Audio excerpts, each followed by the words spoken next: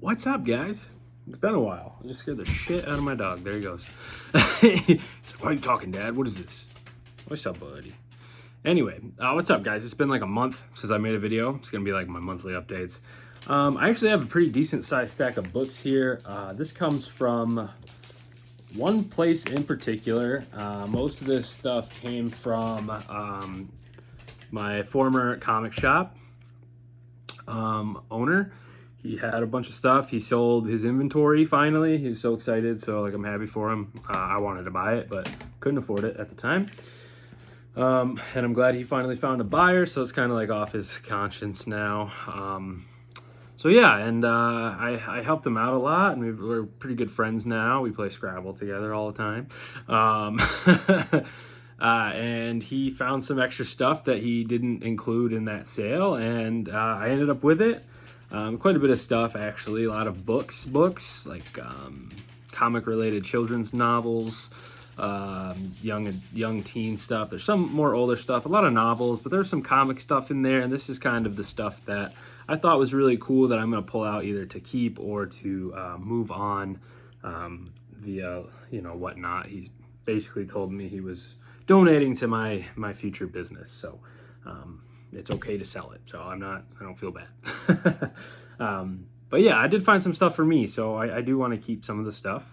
And I will get into that in a moment, but first I would like to show off a couple things I got on eBay. As you guys know, I'm working heavily on the Batman run. So I was really in the market for a copy of 321 with this nice Jose Luis Garcia Lopez Joker cover here. This is 321. It's about a 6.0, fine copy, which is perfect. This book runs for a little bit higher than most of the run filler books in the lower 300s because of the nice JLGL cover here. So I was really excited to get this. I got it for a good deal. I won it on an auction, and I was able to bundle it with this book, which actually is like a 7.0. Batman 248. There's really no significance here. It's a Kaluta cover. Yeah, it's gorgeous. Like, I'm happy to have it. 7.0 for a 1973 Batman run filler. Stoked. And I won it for it was like $5 plus free shipping because it was combined. So I was stoked to get that to add to the collection. So I now have 321 to current. I just got one in over there that I'm not ready to show yet. Yeah, so I will show that off in a future video. I have a 320 coming as well. So I'll explain it in that video, but yeah, hit a pretty cool milestone in that run. So anyway, here's the stuff that I picked up. So, I picked out for me. The We Only Find Them When They're Dead trade paperback volume 1. This is an Al Ewing story. It was kind of hot for 2 minutes, and then it kind of really cooled down. But yeah, this has the first 5 issues in it. I'm excited to check it out. And I also got volume 2, so I have actually the 10 issues. So I don't know if how long the story went on, but if I like it, I'll pick up the rest in the same trade paperback format. This was in there. I thought this was cool. I'm going to give this a read. Never hurts to kind of, increase your knowledge on grading and things of that nature.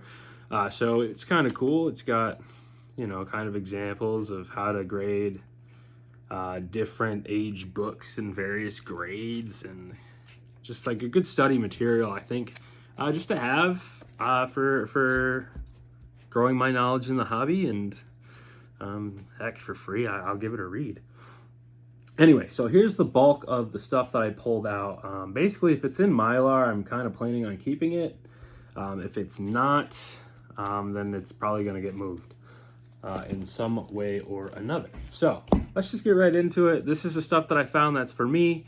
Web of Spider-Man 36. I already have at least one copy. I might have 2 copies of this book already, but I'm kind of hoarding this book. Personally, Tombstone's one of my favorite characters in Spider-Man villain-wise, especially of the newer villains. He's not really an OG villain, obviously. This is his first appearance in 87. Yeah, I didn't finish writing the year on the back here, so I gotta fix that. But 1987, pretty new villain compared to, you know, like Green Goblin and things like that. One of my favorite of the, I guess, less popular villains. Next up, I didn't have a, I don't have a raw copy of this book. This is Superman 75, the Death of Superman issue. It was in the poly bag. Well, it wasn't in the poly bag. It came with the poly bag and all the innards, but it was already open, so I was excited to have it. I have it in there. It's got the poster and everything, which I may end up framing because it's sick. So yeah, that was pretty cool. I was happy to find that in there. I didn't have a copy of that collector's edition. I just have like the regular direct edition. Next up, I kind of slowly pick these up, and when it's a David Mack cover, I'm picking it up all the time. This is about an 8.0 copy of Miss Marvel #7. Gorgeous David Mack cover here. I just kind of pick up Miss Marvel when I can get them for cheap. It's nothing that I like really seek out, but if I find them in like dollar bins or if I get it in a collection and I need it, I kind of pick it up. I don't really, again, I don't seek it, but if I find it cheap, I'll pick it up. This was a book that I'm really excited to have. I have slight seller's remorse, but not really, because I made probably the top dollar at the time for this book. But if you wait, good things will come back to you. And we got a nice 9.2 copy of Immortal Hulk #1. It's got some spine ticks. It was stored without a bag and board, and it's actually pretty crispy. So pretty happy to have that back in the collection. I really want to put this run back together. I think it'd be really good for my Hulk collection as a whole, because it's like one of the newer modern runs that people like kind of go to for Hulk. So along those lines, I did find a bunch more. Here's #2. They're all first prints, by the way. This is about a 9.0. None of them are like high grade crispy copies. This is a VF copy of #3. But again, to get them for free, and I mean, it's crazy because I bought all these issues from him before a few times, probably, in various sales. This is a nice 9.6 copy of #6. This is the first appearance of Dr. McGowan. #7, also 9.6 crispy copy. I have this picture framed. Like a print of the cover framed. 8. It's all Alex Ross covers on this run. It's just incredible. 9.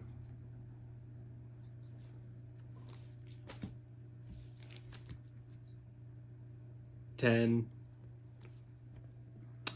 Sorry, I paused it. I was at 10.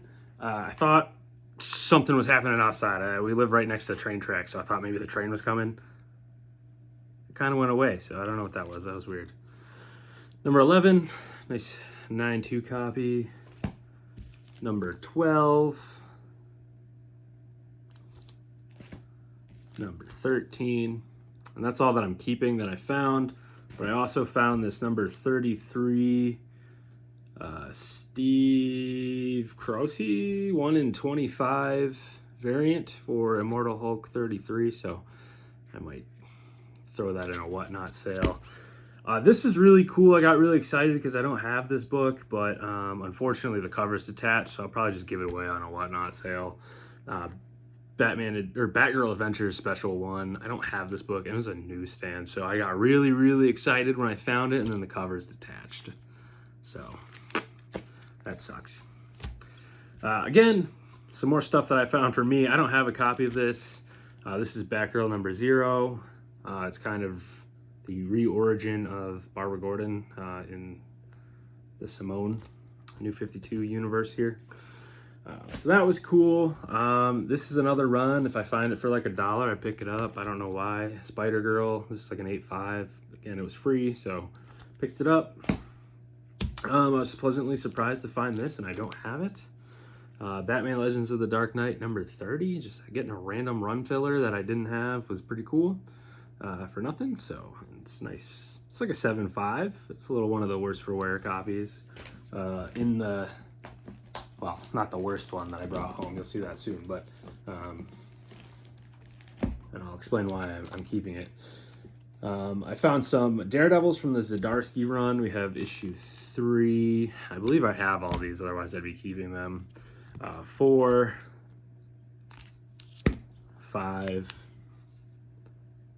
This is all the part when they make the foot or whatever. They end up hand and fist. I don't remember what it was.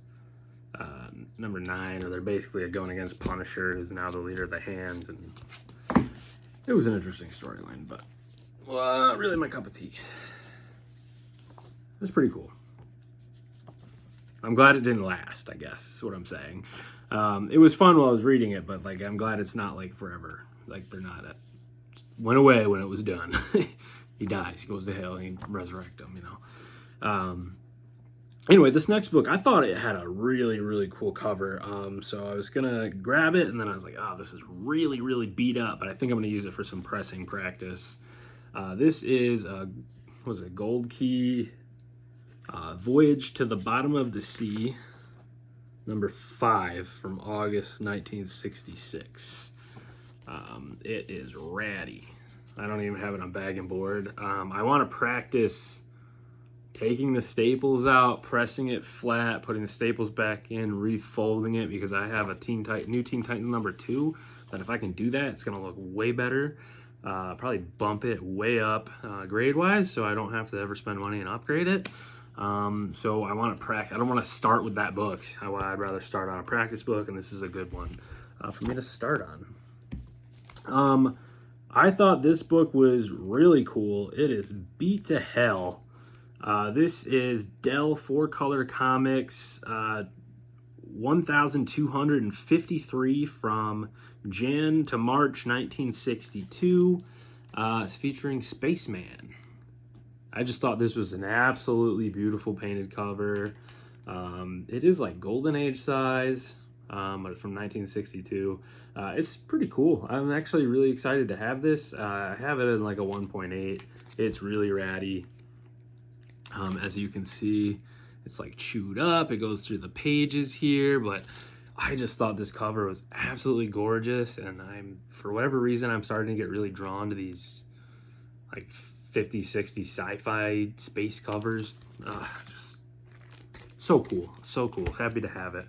And then the coup de grace. I got some magazines for the magazine collection that I swore I would never build, and now here I am. This is something cool. I don't have any of these in the collection, but it's a freaking chrome shark cover, so I had to have it. This is Heavy Metal from January 92. Yeah, January 1992. I couldn't read my writing there for a second. Julie Bell cover. It's just absolutely stunning. This chick riding this chrome rocket shark. I don't know what the hell that is. It's freaking awesome. And yeah, I'm just happy to have a Heavy Metal. I flipped through it. The artwork inside is crazy. There's just some crazy looking stories going on inside these things. But if I can get them for free or really on the cheap, I might, put a few of them in the collection. But this is kind of the magazine run that I'm really after. These aren't amazing copies. They're kind of beat, but I can't beat free. So I'm not going to complain. I'll put them in, and if I ever can upgrade them one day, we'll address it then. But we got some awesome Savage Sword of Conan books here. This is Savage Sword of Conan 115 from August 1985, featuring a Joe Jusko cover. It's so stunning.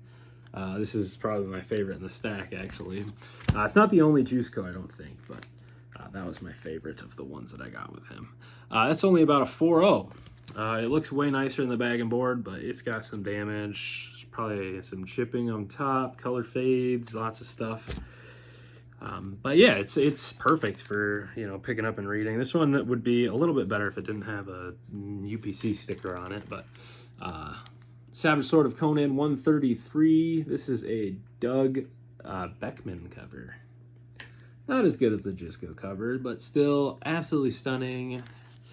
Especially the artwork inside, if you flip through these. A lot of John Buscema, I believe. This one, 140, is also Joe Jusko cover. This one's awesome as well, but that other one just kind of takes the cake for me. The next one's kind of phony. 140. We got Conan saving some damsels in distress. This is a Dorian cover, 165 from 1989. It's only about a 3.0. But yeah, he's saving the damsels in bikinis from the swamp monster. Yeah, I love this stuff. Another Dorian cover. Savage Sword of Conan, 181. Various. Has a spine split. I put in a 2.5. Covers attached, bottom staple. I'll upgrade it one day. I can't imagine I won't come across a nicer copy for like $5 or less. These books are not super hard to find, the later issues anyway, but a lot of the earlier ones is going to be fun. But I owe that to 87 Boba Fett, so if you're watching, Mike, thank you for getting me into that. If those of you know of 87 Boba Fett, aka Evil Street Gaming, yeah, I haven't talked to him in a while, but here's a random shout out, buddy. I still think of all these guys from past YouTube years, which is kind of why I want to get into this again.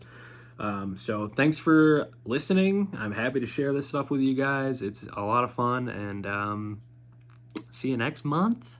I don't know. I'm going to get not bulk up. I'm going to up my buying here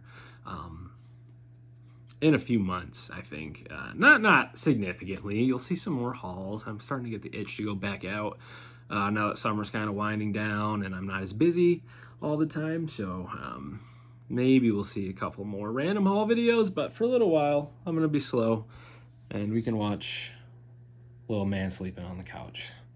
And until then, I'll catch you guys later, and enjoy your collecting. Happy reading. I'll talk to you guys soon.